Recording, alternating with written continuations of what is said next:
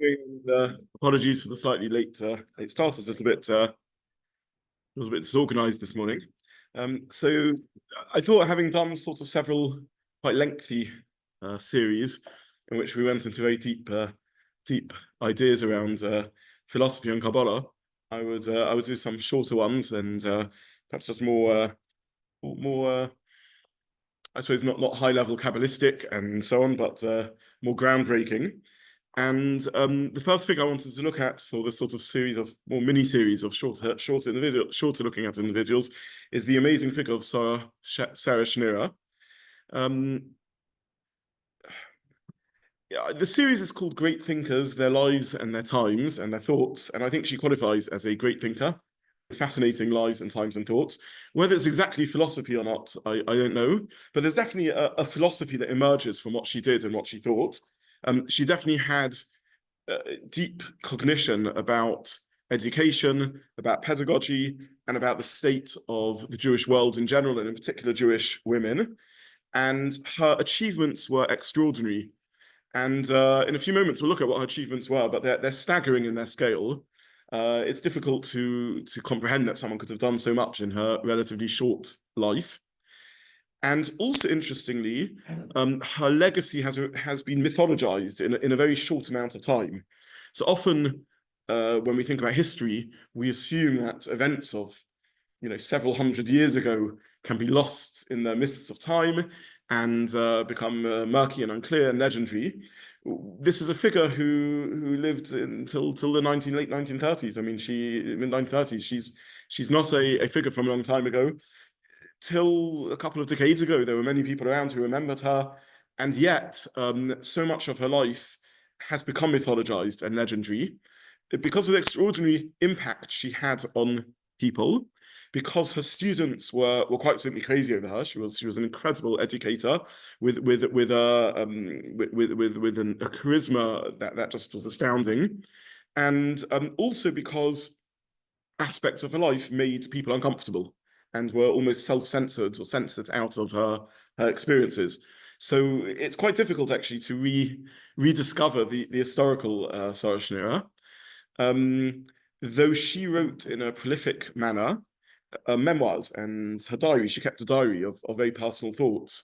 But even access to that diary is not so simple. It's archived and it's controlled and so on. So there's a lot that's not really known about her. Her legacy is also fought over. Was she a sort of a feminist, creating a feminist revolution, or was she a classic Beis Yaakov maidel who saw what had to be done and did it? Exactly how does she fit in with the sort of hashkafic spectrum, and to what degree is the current Beis Yaakov movement a reflection of her ideas? Again, remains fiercely contested. Okay, so that's the introduction. Let's just look very briefly at her life, a very, very quick overview, and then we'll look in more detail at her life and her thoughts and her ideas.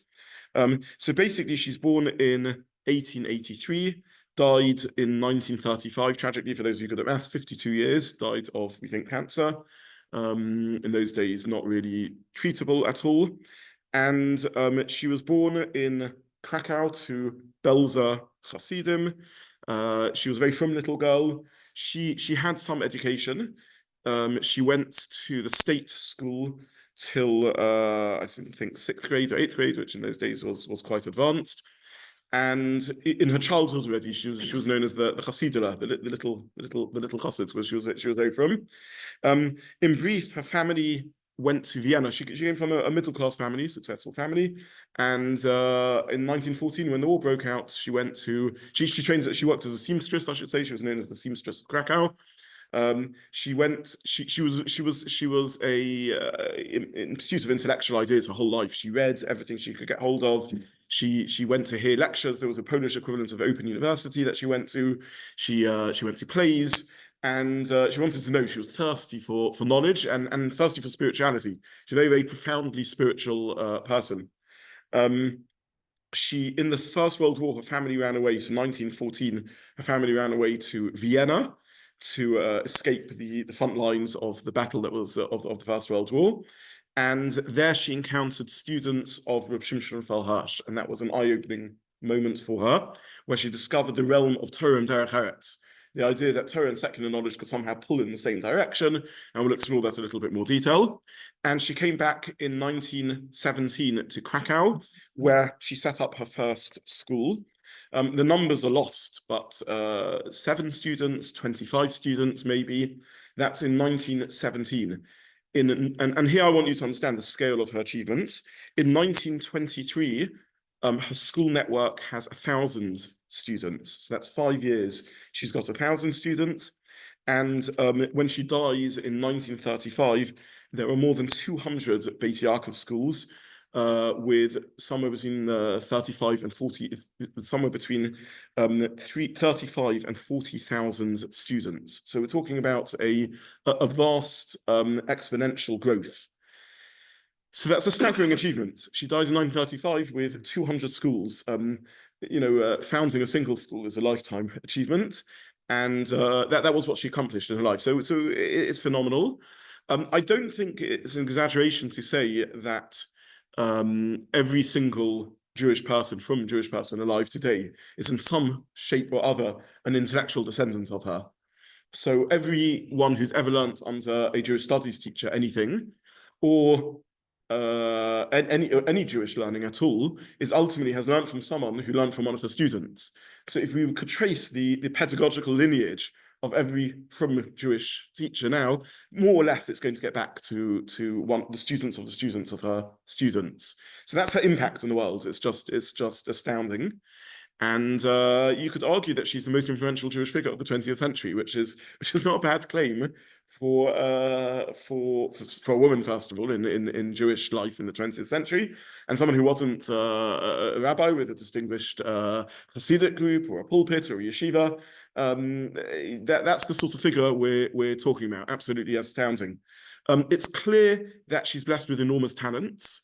She's learned, she's intelligent, she's charismatic, she's a writer, and we're going to see the Beis Yaakov movement is just phenomenal. It engages in. She's also, by the way, a brilliant organizer. You can't pull that off if you're just an intellectual and a visionary. She inspires people, but she's a brilliant organizer. She's an amazing chief executive of the Beis Yaakov movement. And she uses every style of communication imaginable.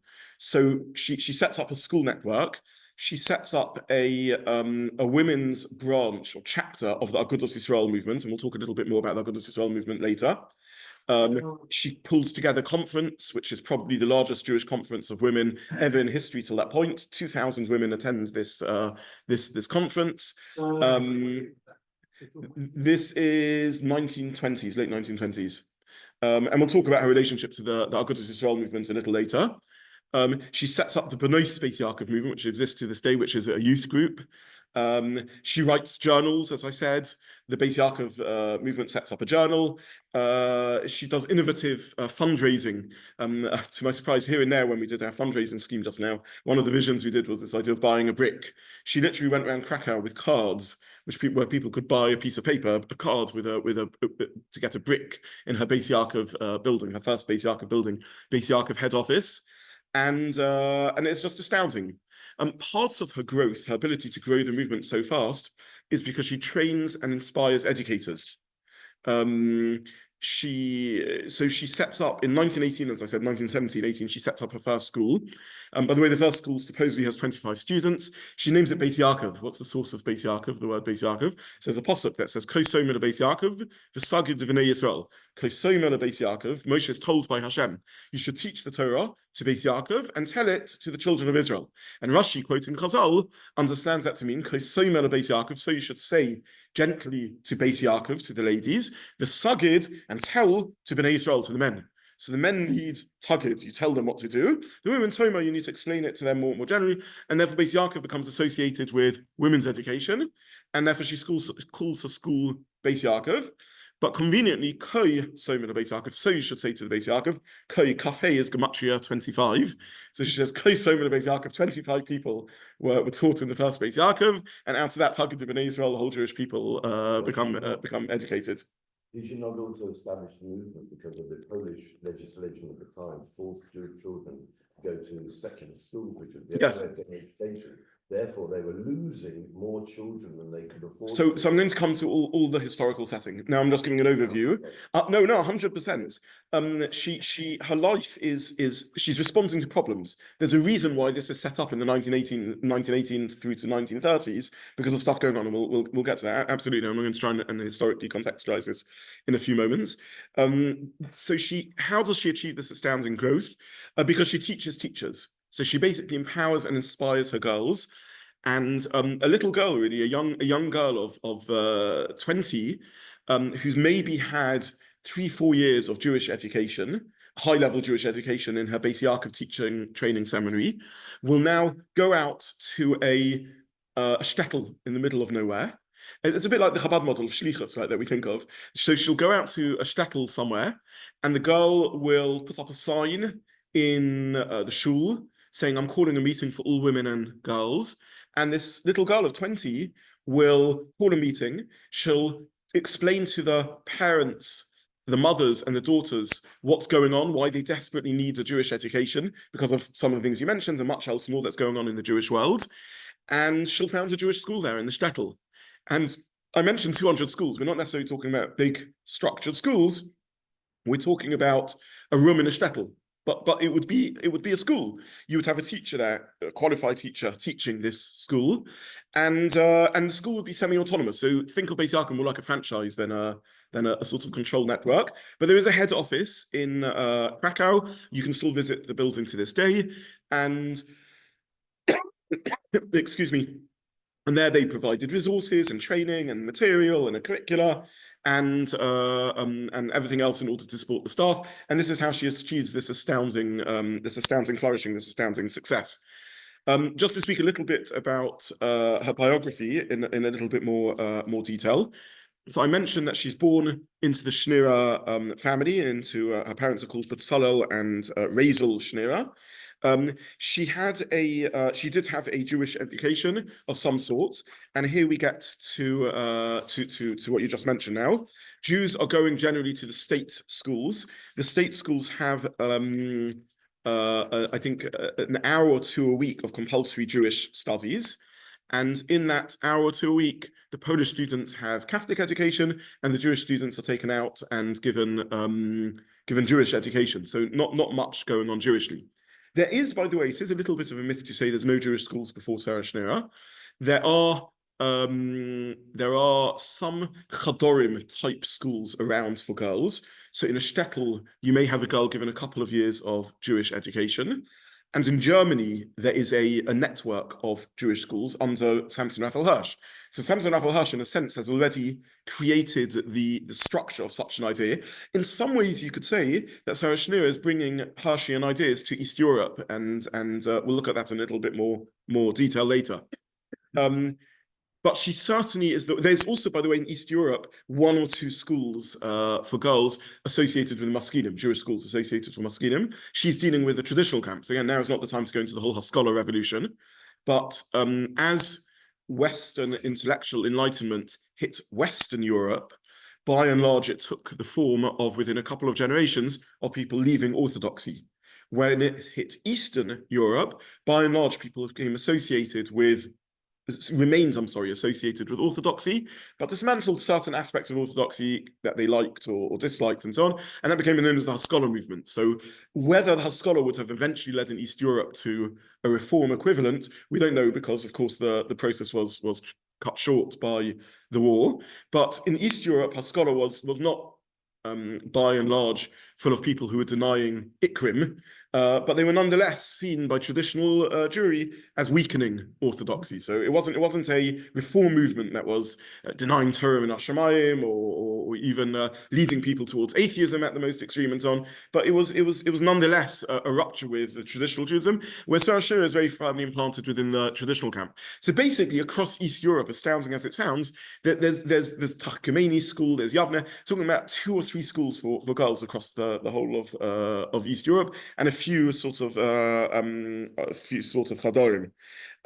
Sara Schenirer is married twice, and this is some of the material that's a little bit censored out of history. In 1910, she marries someone called Shmuel Nussbaum. We don't know much about him, but their marriage breaks up after 3 years Perhaps because of childlessness, she doesn't have she never has children. She has 35,000 children. Her students call her the Mama Sora. That's what they nickname her. They see her as a mother. Either it breaks up because of that, or perhaps because he doesn't like what she's doing. So it's 1910, but she's a revolutionary even then. Her revolution only starts in 1917, right? She goes back home in 1914. She runs away with her family to Vienna, and 1917, 18, she sets up her first school. But she's criticizing, she's challenging, she's questioning, she's trying to educate herself, she's reading, she's exploring ideas. She's very frum. She's the Hasidah. So it may be something around that leads to the breakup of her marriage. And this isn't spoken much about back in the day. She left school, and as I mentioned, she found work as a seamstress. She's also, by the way, reading, as I said, reading Jewish texts, secular texts, going to the Open University. She's frequenting the Polish theatre. She's not doing anything off. She's not off the derech in any way at all. But she's exploring. She's exploring things. And in fact, one of the letters we have from her, she writes that over time she grew to loathe her job as a seamstress, because what happens when you go to a seamstress? I mean, I've never been to one, but this is what she writes. She's measuring ladies, girls for their dresses. They're talking about fashion constantly. They're asking her to tweak the dress like this and tweak the dress like that, and they're gossiping. And she just finds the whole thing so empty. And it just disillusions her. This is the state of womanhood in East Europe, in Poland, where she's operating, and she writes very memorably. She says they're so busy about the state of their clothes, and they don't think about the state of their souls. They're busy measuring, every millimeter matters, every inch matters for the state of their clothes, but where is the care for the measure of the soul, for the midas, the measure of the soul? So she's frustrated by that. She then in 1914, as I said, heads off to Vienna, and there she meets a Talmud of Rav Hirsch, someone called Rabbi Dr. Moshe David Fleisch, or Flesh, and she is exposed to Hirschianism. And really, there's two components that she writes about that had an enormous impact on her. And let's just spend a little bit of time unpicking this. The first component is Torah Derech Eretz.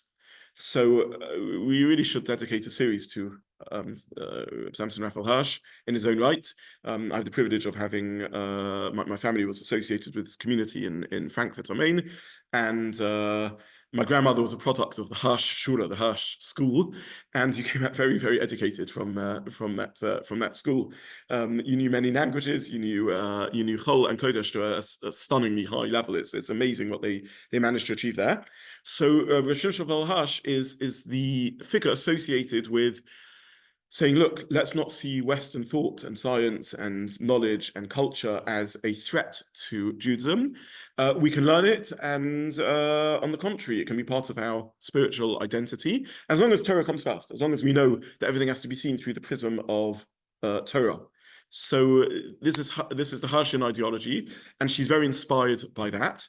The second thing she's inspired by through the teachings of this Rabbi Flesch is the high level of knowledge. It's the first time she's meeting someone who's interested in teaching girls access to text, a diktuk, translation of Hebrew, how Jewish sources work.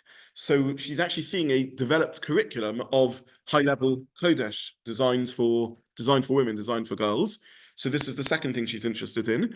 And thirdly, Hirsch understands the needs for female role models, and he has a Jewish history curriculum in which Jewish women role models are developed.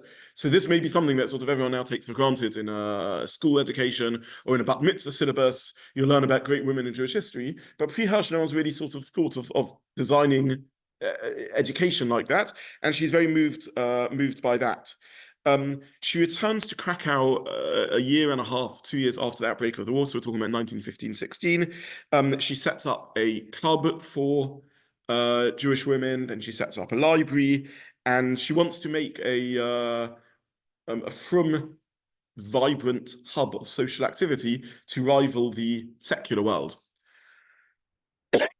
Okay, at this point, let's talk a little bit about the general environment going on around her.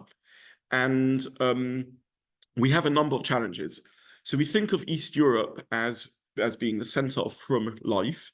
There is a lot of evidence from the 1880s and on, and particularly in the period in which Beis Yaakov really takes off, in other words, between the First and Second World War, of two things going on: declining religiosity in the cities and an economic crisis.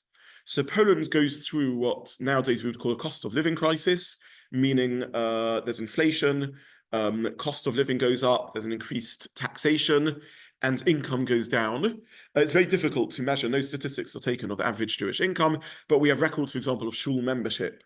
And before the First World War, only 50% of members of shuls are paying any fees at all, and only about 20% are paying full fees. So you have a maybe 20% subsidizing everyone else in terms of Jewish functions. So it just gives you a sense of the economics as best sort of guess we can get. We have different ways of indirectly measuring, for example, women's religiosity. Terrible statistics around mikveh use. So if you can find the accounts of a mikveh in Vilna, you can gauge out of a Jewish population in Vilna roughly how many women are using the mikveh, and the statistics are awful. So Vilna, the Yerushalayim of Lita, has one operating mikveh with not enormous amounts of attendance. So you're sort of getting a sense of these are the sort of things that give us a sense of religious life at the time. And then this is not the trigger, as far as we understand, of her setting up the Beis Yaakov movement, because she's already setting it up in 1915 and then 1917. But in the 1920s, attendance in Polish state schools becomes compulsory. And in 1921-22, Sara Schenirer gets her teaching qualification recognized by the Polish government and her schools recognized as state schools, which helps in terms of money and in terms of allowing Jewish girls to go there. So she's an activist. And by the way, she's quite a shy woman. She's very charismatic, but she's also very self-conscious. She's very self-conscious about her appearance. We only have one photo of her, which is from her Polish identity card. So the famous photo of Sara Schenirer that everyone sees is a blow-up, really, of her Polish identity card.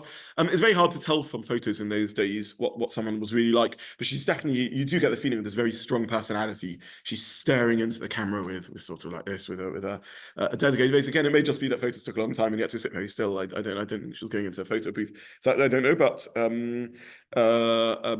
that's the little bit of a sort of image that we have of her. We're now in the year 1915. And she's, as I said, Polish religiosity is doing terribly, and the economy is doing awfully during the period in which she's operating. Controversy begins emerging. What are you doing over here? Is this acceptable? Two groups of people don't like her, which is always a healthy sign. She's not liked by those on the left, for whom she's too from. So the Maskilim don't like what she's doing because she's sort of, in a sense, speaking the same talk as them, in that she's saying, let's wake up the Jewish world, something's going wrong here. Jewish women need more involvement and engagement. But she's also makes very nervous. She's operating, by the way, I should mention, in Cracow. Cracow is the seat of Polish Jewry, which is Hasidic. So she's very much a member of the Hasidic world. She's born to Belzer parents and immersed in Belz culture. Her brother is a little worried about what she is doing and challenges her. And eventually she says, well, let's go and ask the Belzer Rebbe a question. And she sends her brother as an agent to speak to the Belzer Rebbe. In those days, again, I don't know enormous about this, but the great Hasidic leaders and Rosh Yeshivas and so on used to take breaks by going to the spa towns where you would bathe in hot water, salty water, the spa towns. So he found the Belzer Rebbe in Mariband, which was one of the great spa towns, and the brother tells the Belzer Rebbe what's going on, and the Belzer Rebbe says, Bracha v'hatzlacha. It should be Muslim bracha. He gives it his Muslim bracha. He gives it his approval. So she's got the go-ahead from one of the greatest Hasidic leaders in Poland at the time. A two-word response. Later, she gets approval from the Ger Rebbe. She gets encouragement from the previous Lubavitcher Rebbe, the father-in-law of I was going to say the current Lubavitcher Rebbe, father-in-law of the one Rebbe back, Rebbe Yosef Yitzchak Schneerson. She gets, and perhaps even earlier, I may be making a mistake in my timing, maybe even one Rebbe before that. And then the network begins spreading to Lita to Lithuania, which is a completely different sphere of influence. It's now the Litvaks, and people come to the Chofetz Chaim to tell Lashon Hara about the Beis Yaakov movement. And the Chofetz Chaim says, "Thank you for sharing this with me." And he puts his hands into the pocket and gives them some money and says, "Do you mind passing this on to Sara Schenirer as a donation of support?" So the Chofetz Chaim comes out in support of this. Within a short amount of time, she's adopted by the Agudas Yisroel movement. And now she has access to much bigger funding and civil servants, a whole bureaucracy. Agudas Yisroel is a well-established movement. And that's when things really take off. And Beis Yaakov almost becomes a division of Agudas Yisrael, and she also sets up a women's chapter of Agudas Yisrael. And as I said, they have this enormous conference, and this is unheard of, by the way. I just want you to understand, we're talking in the 1920s, and there's this enormous conference of 2,000 women with a top table on a stage where the plenary session takes place, and who's sitting on the top table? 5 women. So this is amazing. By the way, the Beis Yaakov movement expands so quickly. In her own life, there's representatives coming to this conference from London, from New York, from West Europe, from Frankfurt, from Vienna, and then of course from all the great centers of East Europe. So it's just amazing how the right person is the right trigger for this enormous explosion of creativity. So she gets taken on by the Agudas Yisrael movement. Let me just talk for 2 minutes about the Agudas Yisrael movement. Agudas Yisrael is really 2 things. It's a coalition of what nowadays we would call all the Haredim, except then the division isn't quite as clear cut. It basically is the coalition of almost everyone who is classically traditionally from. It excludes Maskinim, that's who it's coming to exclude, and also excludes the very small Mizrahi movement, relatively small Mizrahi movement at the time. It's an interesting coalition because it has on board Yekkers, it has representatives from Germany, it has representatives of the Hasidic centers, and has representatives of the Litvish centers. It doesn't include the Sephardi world at the time. And it's interesting that these 3 groups who have quite different hashkafas and who have been in opposition to each other at various stages are able to unite under the Aguda banner. And they have various conferences. In Poland, it morphs into a political party. So Poland between the wars is very anti-Semitic. The Polish parliament has a number of regular political parties. Jews aren't really welcome in most of these parties. And in every election, you have the mainstream political parties competing, the equivalent of, I don't know, Labour and Conservative or whatever. Then you have the communists who do accept Jews, and therefore there's Jewish representatives in the Communist Party. Then you have the Socialist Workers' Party who accept Jews. Then you have the Bund, which is a Jewish Socialist Workers' Party. Then you have Mizrahi, and then you have Aguda. So you have 3 or 4 Jewish political parties competing in the elections every time there's a Polish election. So Aguda by now is a political party. It's got representatives in the Sejm, in the Polish parliament. It's got representatives in city councils. So it's got a whole structure, and they're able to lend their logistic support to Sara Schenirer and allow it to take off. Okay, what else does she do? And this is where we get more to her ideas and her vision. So she teaches Torah.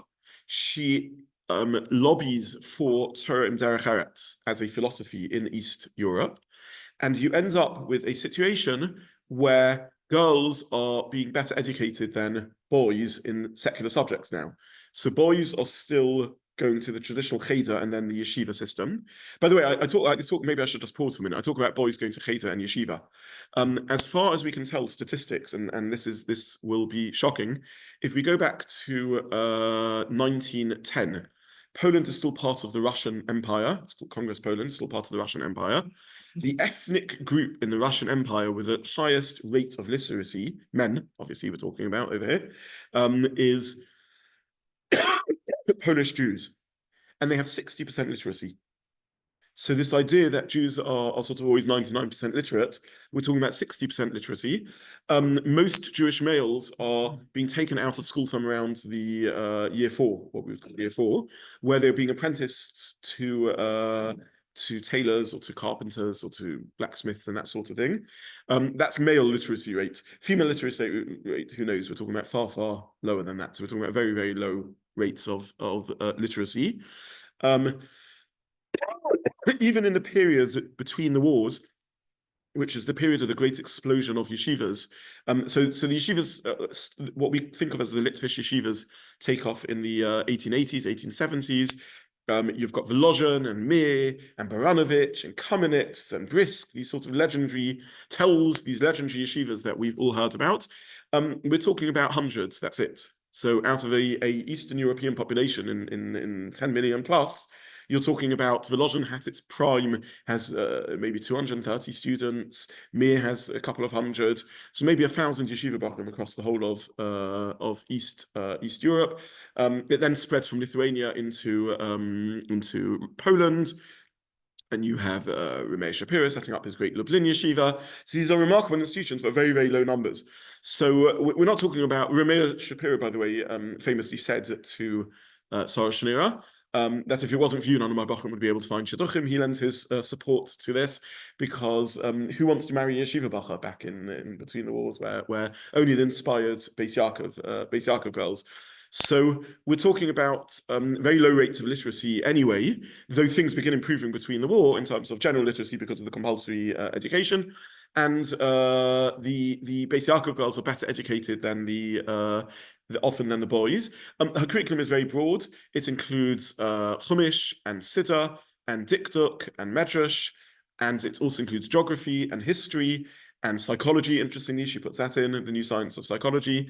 It includes 4 languages, Lashon HaKodesh, Yiddish, Polish, and whatever then, and often the Russian or German, depending which part of Poland they're in, which sphere of influence they're in.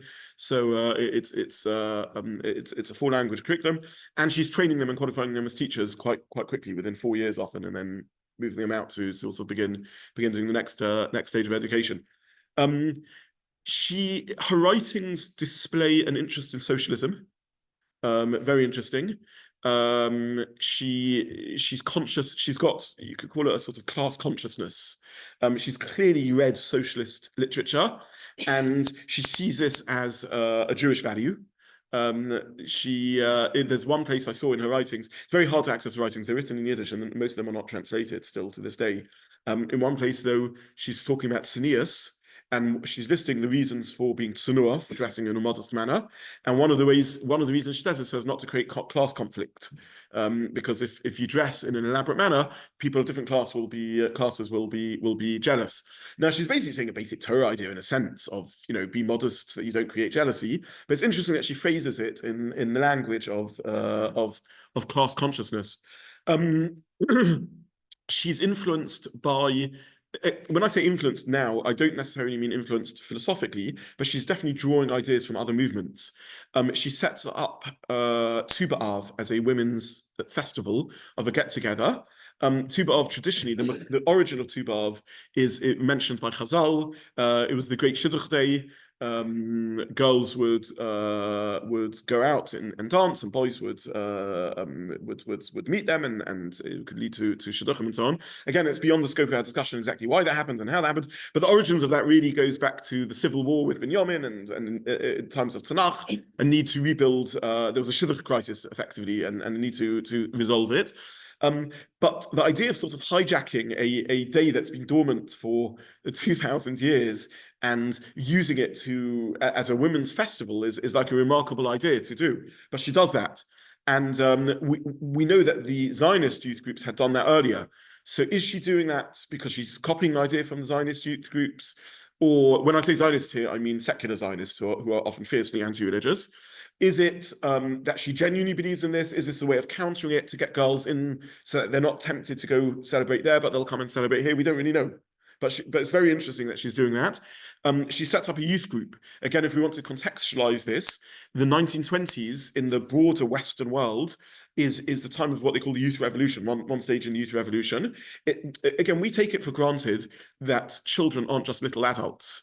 That wasn't always obvious in a pedagogic world, and the whole idea of there being this is something there's so many things that unless one studies history, one doesn't notice that one's taken for granted.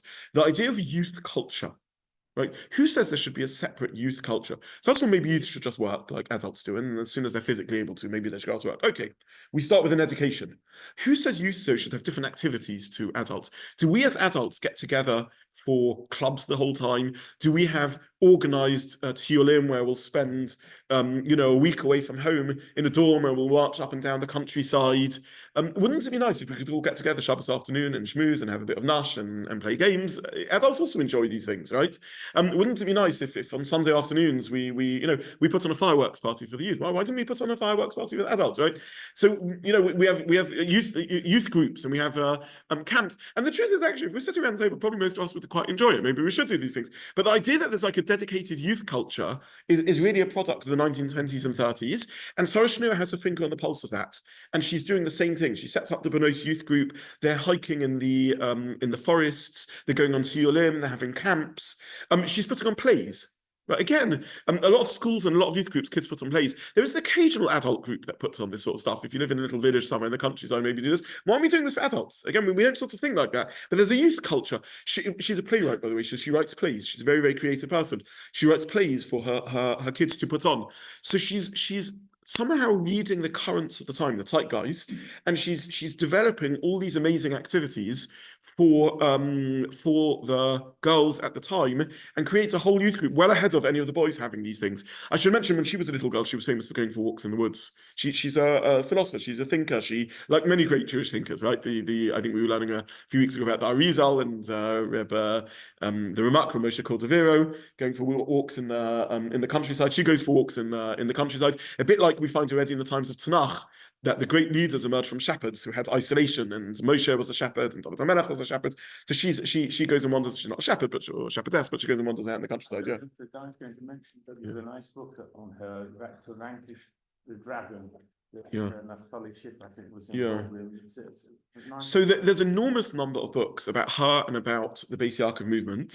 The problem is they fall really into one of two extreme classes, either into what's known as hagiography, the sort of very, very hagiographic, again, these are books written, they're reliable books in the sense that they're written by her students, but they're in awe of her and they're just amazed by her. And then there's academic works, which largely want to argue that she's a proto-feminist and she's a revolutionary and she's coming to counter the culture. And neither of these two extremes are true. She's not a completely traditional lady. There's no way of getting away from that. On the other hand, she's very much wants her girls to be part of the traditional world, but she sees that a revolution has to take place in order for this to come about.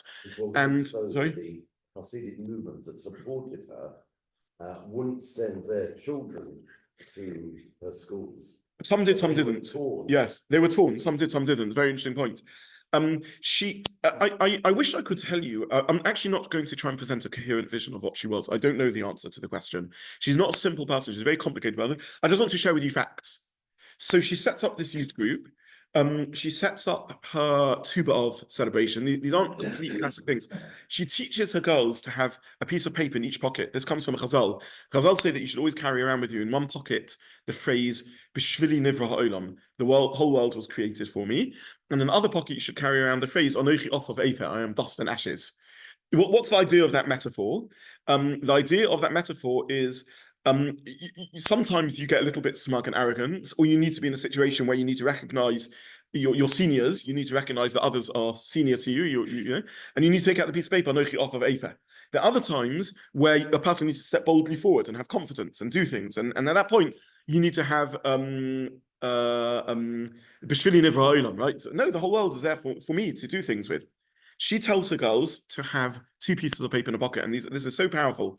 In one pocket, it says Kol Kavod Bas Melech Panima. This is a pasuk in Tehillim, which is used by Chazal through to the Rambam to say that women shouldn't be in the public space. Shouldn't be the Jewish model of a woman is not to be someone who is a public figure, running a Fortune 500 company and standing in public and doing everything. Kol Kavod Bas Melech Panima. The honor of a Bas Melech, of a princess, is Panima, is to be inward focused. And it's about inward development. It's about being a mother and a wife and developing the inward qualities of the Jewish people. And she says, carry a piece of paper like that. I don't want you to forget that. In the other piece of paper you carry, she quotes another pasuk in Tehillim, Eis lasos Hashem, there's a time to do for Hashem, Heiferu Torasecha, annul his Torah. Now, this is a very, very difficult pasuk, and it deserves a massive amount of both of research to understand this idea. But the Gemara Mishnah uses this pasuk, on occasion to say that the times demand a radical revolution or rethink of how we do things. Let me give the most recent example of Eisasus Hashem Heferit being used on a mass level. And this is the decision by Rabbi Yehuda Nossi in the year 100 to write down Torah Shabbal Peh. So till then, Torah Shabbal Peh to some degree or other has been learned already. And Rabbi Yehuda Nossi creates a revolution in Jewish learning to write down Torah Shabbal Peh to the Mishnah. So here you have little Sara Schenirer, the Chassidah, the Seamstress of Cracow, telling her girls, I want you in one pocket to remember that there's times when you need to do something really radically different and a complete revolution in order to, because things need to happen. And this is amazing.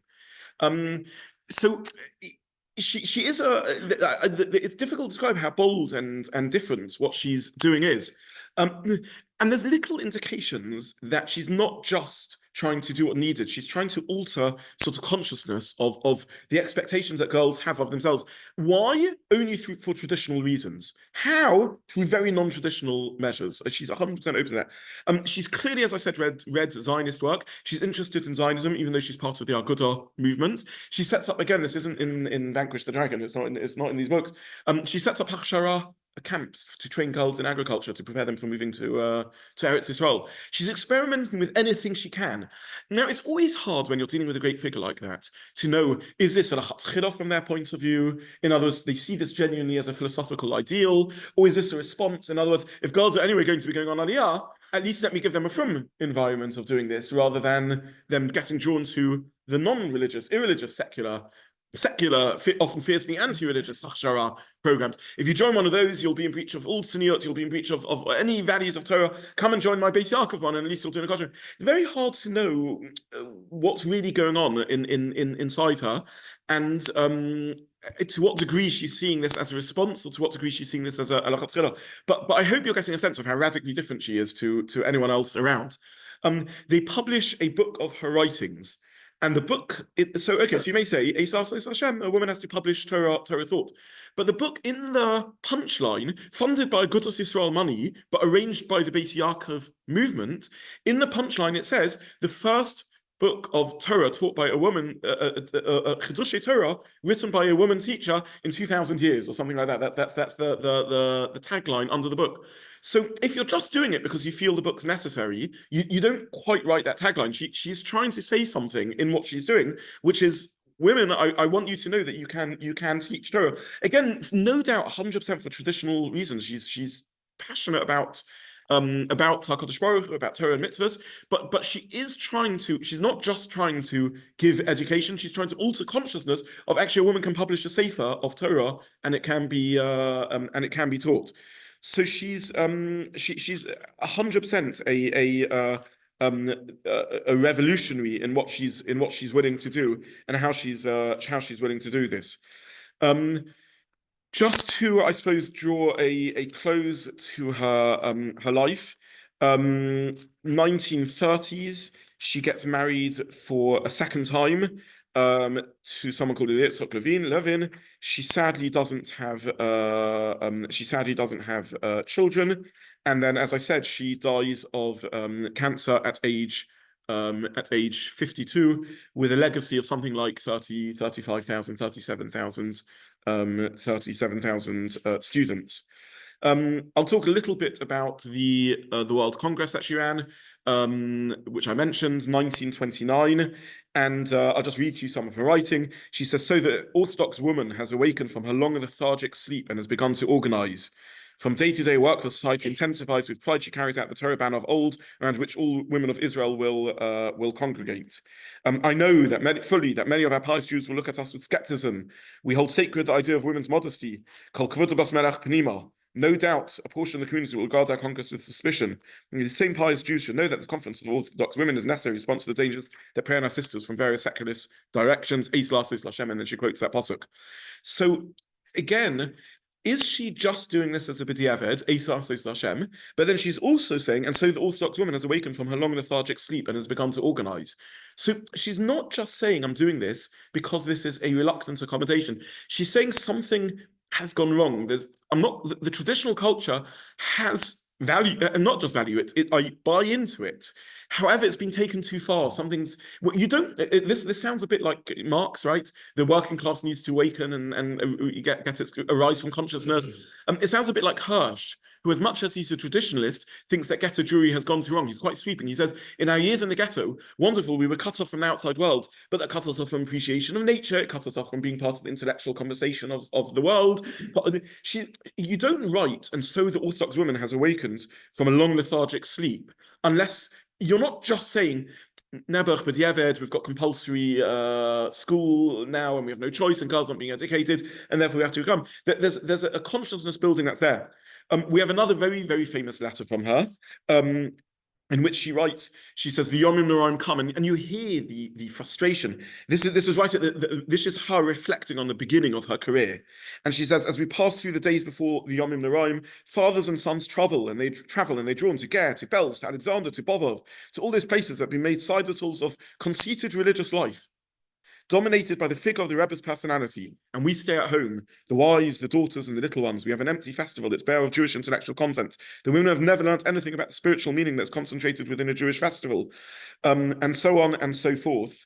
And she says, outside she says we're being bereft, we're not being offered by the great Hasidic movements, or she wasn't speaking about them because she wasn't growing up there, for that matter, the great Litvish movements, we're not being offered any spirituality. She encourages women, by the way, to go to shul. Anyone who's taught Poland knows that many of the shuls have no Ezras Noshim at all, or if they do, the Ezras Noshim is very small, very inaccessible. She says, let's all go to shul, and when the Ezras Noshim is too full, they'll have to be developed in Ezras Noshim. If it's a shul without an Ezras Noshim, and we're all standing outside in the windows in the public square davening, then accommodation will have to be made for us. And as I said, in the 1909 Congress, and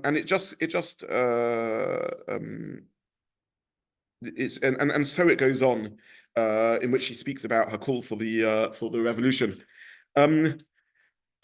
I'll stop here and simply say she left during her last illness in 1935. She left a lesson.